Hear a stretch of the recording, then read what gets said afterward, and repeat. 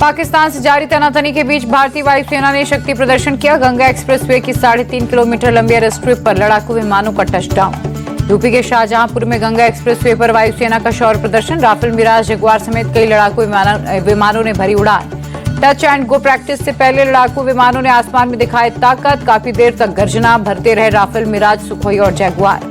Ganga expressway पर fighter plane उतरने पर अखिलेश यादव का बयान। कहा, ये समाजवादी पार्टी का विजन। हमने आगरा एक्सप्रेसवे पर फाइटर प्लेन उतारने की शुरुआत की थी। आतंकवाद के खिलाफ भारत को मिला अमेरिका का साथ। अमेरिकी उपराष्ट्रपति जेडी वेंस ने भारत की जवाबी कार्रवाई से जताई सहमति। का जिम्मेदारी के साथ कार्रवाई करेगा भारत। आंध्र प्रदेश के मंत्री नारा लोकेश बोले, 100 पाकिस्तान भी आ जाए तभी भी भारत का बाल बांका नहीं हो पाएगा। पाकिस्तान को सबक सिखाने के लिए हमारे पास नमो missile.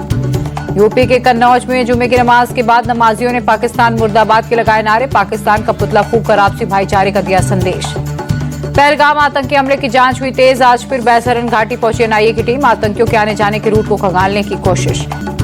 Pakistani army chief Munir की गिदड़ भभकी। बोले, भारत के मिलिट्री एक्शन का जवाब देंगे। भारत की सैन्य कार्रवाई का फौरन और बड़े लेवल पर जवाब देंगे। असीम मुनीर बोले, अपने राष्ट्रीय हितों की रक्षा के लिए तैयार है। इसमें किसी को शक नहीं होना चाहिए। भारत की कार्रवाई से तिल मिलाया पाकिस्तान। भारतीय गानों पर लगाई रोक। एफएम रेडियो पर भारतीय गानों का प्रसारण किया बंद। प्रधानमंत्री मोदी ने आंध्र प्रदेश को दी 60,000 करोड़ की सौगात। राजधानी अमरावती के पुनर्निर्माण के लिए 74 परियोजनाओं का शिलान्यास किया। पीएम बोले, अमरावती में खड़े होकर मुझे एक सपना सच होते दिख रहा। अमरावती वो धरती है जहां परंपरा और प्रगति दोनों साथ चलते हैं। मोदी ने तिरुवनंतपुरम में विंझिजम बंदरगाह का किया उद्घाटन। 8,900 करोड़ की लागत से बनकर तैयार हुआ है सी पोर्ट। दिल्ली में हुई कांग्रेस वर्किंग कमेटी की बैठक। पहलगाम आतंकी हमला और जाति जनगणना को लेकर चर्चा हुई। कांग्रेस वर्किंग कमेटी की मीटिंग में जाति जनगणना को लेकर खड़गे बोले, ईमानदारी से लोगों के मुद्दे उठाएंगे तो इस जिद्दी सरकार को झुकना होगा। राहुल गांधी ने इसे साबित किया। कांग्रेस अध्यक्ष ने जातिगत जनगणना के फैसले की टाइमिंग को लेकर उठाए सवाल। बोले, हमारी मांग स्वीकार करने के लिए सरकार ने जो समय चुना उससे हम हैरान है। इससे आशंकाएं भी बढ़ी। खड़गे बोले, आतंकवाद पर सरकार ठोस कार्रवाई करे। विपक्ष इस पर सरकार के साथ। खड़गे ने मोदी सरकार की नीति को लेकर उठाए सवाल। बोले, हमले के इतने दिन बाद भी कोई स्पष्ट नीति सामने नहीं आई। नेशनल हेराल्ड मामले में ईडी की चार्जशीट पर सोनिया गांधी और राहुल गांधी को नोटिस। अगली सुनवाई में समन जारी करने पर फैसला लेगा राउज एवेन्यू कोर्ट। केरल में दिखी प्रधानमंत्री मोदी और शशि थरूर की बेजोड़ केमिस्ट्री। पीएम का इशारों में कांग्रेस पर अटैक। बोले, ये इवेंट कई लोगों की नींद हराम कर देगा। जहां मैसेज जाना था चला गया। पीएम मोदी के बयान पर कांग्रेस महासचिव के.सी. वेणुगोपाल का पलटवार। कहा, देश के हालात देखकर राहुल गांधी और हम सबको नींद नहीं आ रही। हो सकता है पीएम जरूर सोए हों। तिरुवनंतपुरम एयरपोर्ट पर कांग्रेस सांसद शशि थरूर ने पीएम मोदी का स्वागत किया। एक्स पर लिखा, दिल्ली एयरपोर्ट पर देरी के बावजूद मोदी के स्वागत करने में कामयाब रहा।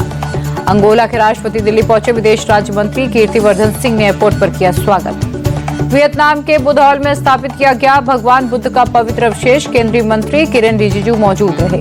राणा सांगा पर विवादित बयान देने वाले रामजी लाल सुमन हाउस अरेस्ट। अलीगढ़ में जय भीम बोले पर पीटे गए। दलित युवकों से मिलने जा रहे थे सपा सांसद। रामजी लाल सुमन के हाउस अरेस्ट पर अखिलेश यादव बोले, हमें भी हाउस अरेस्ट कर ले, अब कुछ नहीं होने वाला। बीजेपी की सरकार जा रही है। बिहार के डिप्टी सीएम विजय सिन्हा का आरजेडी कांग्रेस पर अटैक। कहा, राहुल और तेजस्वी नेता नहीं, अभिनेता की तरह करते हैं नौटंकी। कांग्रेस 50 साल सत्ता में रही, कितनी बार जनगणना कराई। हरियाणा के सीएम नायब सिंह सैनी का पंजाब नेताओं पर बयान। कहा, पानी के मामले में राजनीति बंद करें, हम अपना हक मांग रहे।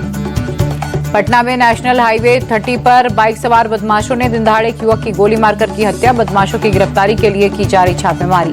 भोपाल में लव जिहाद से बचाने के लिए दुर्गा मंदिर में संस्कृति बचाओ मंच ने लगाई पाठशाला। बढ़ती घटनाओं को देखते हुए लड़कियों और उनके माता पिता को बचने के दिए टिप्स। दिल्ली के नजफगढ़ इलाके में तेज आंधी तूफान में एक घर पर पेड़ गिरा। हादसे में एक महिला सहित 3 बच्चों की मौत।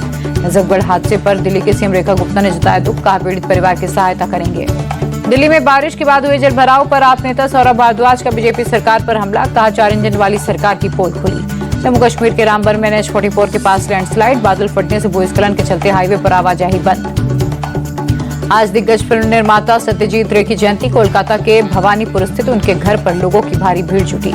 सत्यजीत रे के सम्मान में उनके घर के सामने सड़क के सौंदर्यीकरण की तैयारी में कोलकाता नगर निगम बुक स्टॉल और कैफे बनाने की है तैयारी। कारोबारी हफ्ते के आखिरी दिन भारी उतार चढ़ाव के बाद हरे निशान में बंद हुआ शेयर बाजार। सेंसेक्स 260 अंक चढ़कर 80,501 पर हुआ बंद। सोने के दाम में 968 रुपए की गिरावट। 24 कैरेट सोने का दाम 93,993 रुपए प्रति 10 ग्राम हुआ। वेब समिट का दूसरा दिन। रिलायंस फाउंडेशन के संस्थापक नीता अंबानी बोली, भारत एक सांस्कृतिक शक्ति है जिसका एक बार फिर से समय आ गया। वेब समिट में बोले महाराष्ट्र के सीएम देवेंद्र फडणवीस, मुझे खुशी है इस समिट का आयोजन मुंबई में हुआ। केंद्रीय मंत्री अश्विनी वैष्णव बोले, वेब समिट एक अच्छी शुरुआत है, युवाओं को अपनी प्रतिभा दिखाने का मौका मिला।